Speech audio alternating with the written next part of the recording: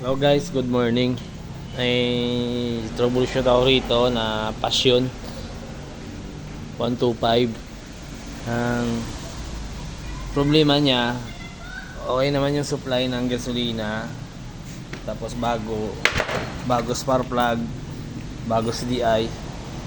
Ito yung CDI niya ito. Lakas naman ng kuryente pero ayaw umandar. No? May ano ba ito? May nabiktima na ba ng fuel cock? Kasi yung fuel cock niya, ito yung problema. Okay naman yung supply, malakas naman. Tingnan natin, pandarin natin. No? Okay naman. Pero pag tinanggal ko yung fuel cock, dinire ko yung hose na to, dinire ko dun sa carburetor, umaandar, no? Sumakit yung ulo ko rito sa fuel cock na to. Ito pala yung problema ng motor, no? Inubaran ko na nga, tinanggal ko na lahat ng cover, chinek ko yung wire, lahat. Yung kill switch nga rito, dinirect ko kasi akala ko dyan. Pero ganun pa rin, ayaw pa rin umandar. Pero last kong naisipan, try ko kaya i-direct, no? Huwag padaanin sa fuel cock. Yun, umandar. Patingin ko sa inyo. Ayaw niya kasi umandar eh, kahit anong gawin.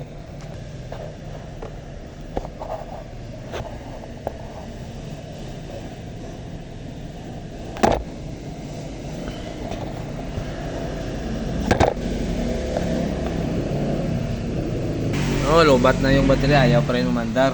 Charge muna natin, tapos pakita ko sa inyo na tanggalin natin to at saka i-direct ko, andar siya. Charge ko muna yung baterya.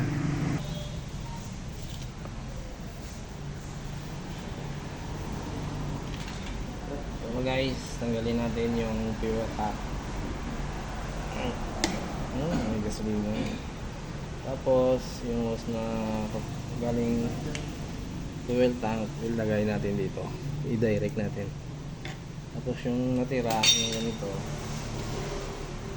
lagyan natin ng tornilyo. Ito, yan na yung itsura nya, no? Direct na. Hintayin na natin muna mag full charge yung battery kasi wala tong kick eh. Yung kick nya sira to, no?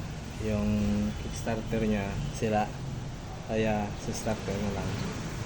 Starter yung ginagamit para magpandar. Okay. Ito na guys, i-try ko ulit na start, no? So kanina may hina pa yung charge. Ito, try ko ulit, no? Naka-direct na ito.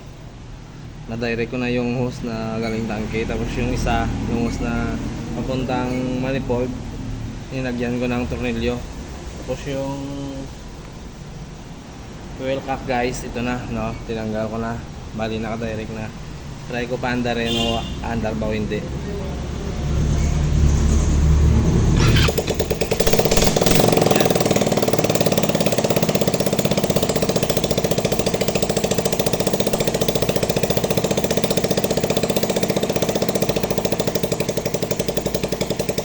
Ayan guys, umandar, no? Umandar siya, no? Umandar. Ito lang pala guys yung problema ng motor na to, yung Passion 125, yung fuel cock niya. Kasi pag may ganito siya, hindi siya andar, no? Rigundo lang, kahit anong start, malulubat lang yung battery mo, hindi siya andar, no? Ito lang tinanggal ko, dinirect ko, umandar siya. Okay, ulitin natin ito, ulitin ko.